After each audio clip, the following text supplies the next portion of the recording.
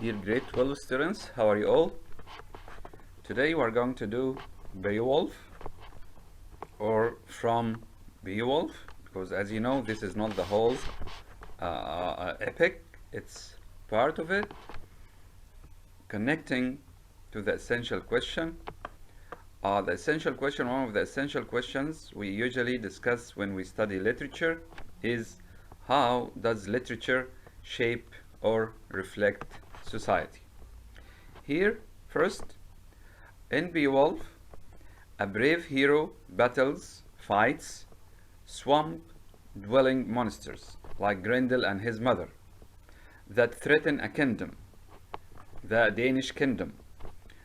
Think of a movie or book in which a modern hero defeats an evil person or creature, that menaces, that threatens society.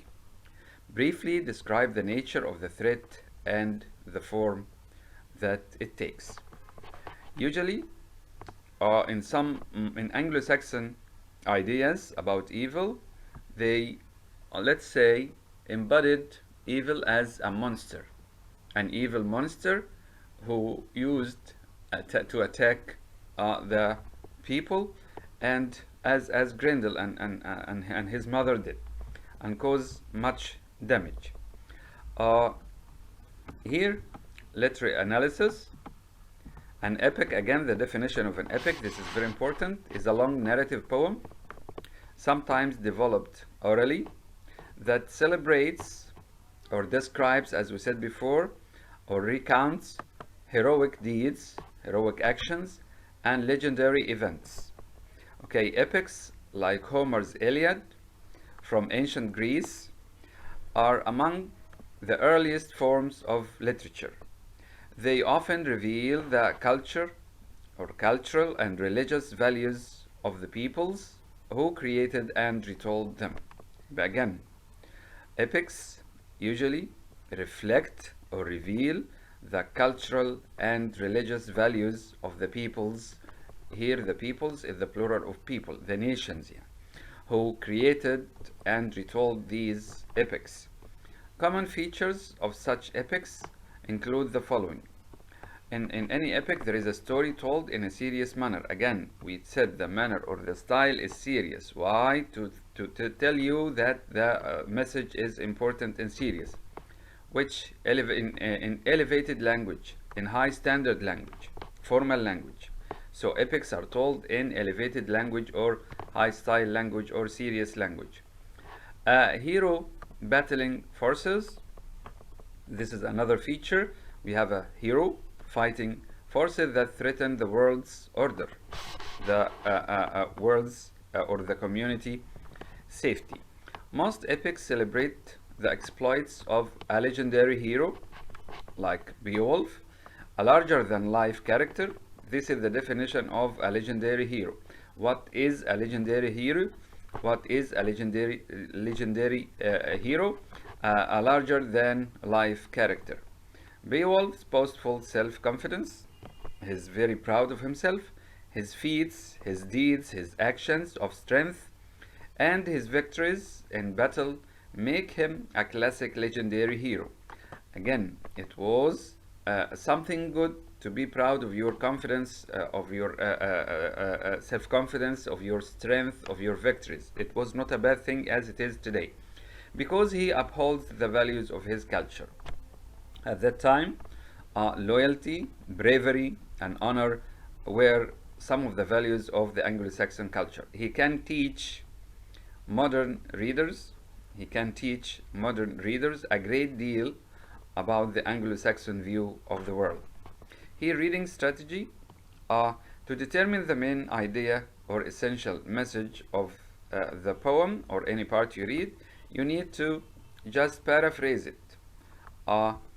You can paraphrase it, identify the key details, and restate them in your own words. Again, if you want to determine the main idea of a specific stanza or part of the poem, just paraphrase it and express what you understand in your own words. This strategy will help you understand the long, involved sentences in this translation of Beowulf. Use a graphic like this. We have an example. These are the original lines. High on a wall, a Danish watcher patrolling along the cliffs saw the travelers crossing to the shore, their shields raised and shining. Key details here: we have a guard. This guard saw people, and those people were coming ashore, to the shore. Your paraphrase, saying it in your own words: a Danish guard saw strangers come ashore, to the shore, holding up their shields, as if they were in the state of being ready to fight. We have some important vocabulary here. Reparation, the noun from repair. Remember, repair, when you repair something, you compensate for a wrong done. Reparation means compensation for a wrong. Solace here means relaxation, comfort or relief. Comfort or relief. Purge means purify or cleanse. Cleanse. Okay, cleanse. Writhing, making, twisting like a snake, or turning motions. Stop writhing in your chair. Sit still. Massive, you know it. Bulky or big and solid, big, massive. Loathsome means hateful or disgusting. About Beowulf, during Britain's Anglo-Saxon period, from the 5th to the 11th century, again this is the period of the Anglo-Saxon period in England, few people were able to read, and movies lay centuries in the future. There were no movies then, although the action takes place in 6th century Scandinavia. The actions of Beowulf took place not in England. Remember this is important. But it was in Scandinavia, Sweden and Denmark. Beowulf was originally told in Old English. Beowulf was written in Old English. So, although it didn't happen, or it didn't take place in England, it took place in Scandinavia. But the poem itself was written in Old English. The language spoken by the Anglo-Saxons of England during the years 500 to 1100. Beowulf, a Geat means from Sweden, from a region that is today southern Sweden, set sail to aid to help the Danish king Hrothgar in his fight against the monster Grendel, a terrifying swampland creature whose eyes burn with gruesome light. Grendel has been terrorizing Hrothgar's great banquet hall, the hall in which they used to celebrate, which is called Herod, for 12 years. Every night, Grendel the monster came and stayed in the hall. The battle between Beowulf, a young warrior of great strength and courage, and Grendel, his bloodthirsty foe, enemy, is the first of 3 mortal battles that are fought in this long poem. The second one was with Grendel's mother, and the last one was with the dragon. Forging an epic, the tales in Beowulf originate from a time when stories and poems were passed along by word of mouth. In Anglo-Saxon England, traveling minstrels, called chops, as we studied in the first one, and term 1, captivated audiences with long narrative poems. They were told orally. These poems changed and grew as they were passed from one shop to another, one generation to another. Beowulf, one storyteller to another. Beowulf was told and retold again and again in this fashion throughout England for hundreds of years. In the 11th century, the epic was finally written down. It was written down, not told orally. The epic in general. Beowulf grew out of other earlier traditions. The monsters and dragons of the tale, the brave warriors steadfastly loyal to their heroic chief, the descent into the eerie regions below the earth.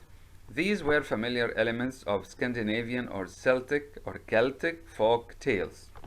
Again, mention some of the familiar elements of Scandinavian folk tales: monsters and dragons, okay, brave warriors steadfastly loyal to their heroic chief, the descent into the eerie regions, the strange regions below the earth, okay, even a detail as specific as Beowulf's seizure of Grendel's arm can be traced to earlier tales.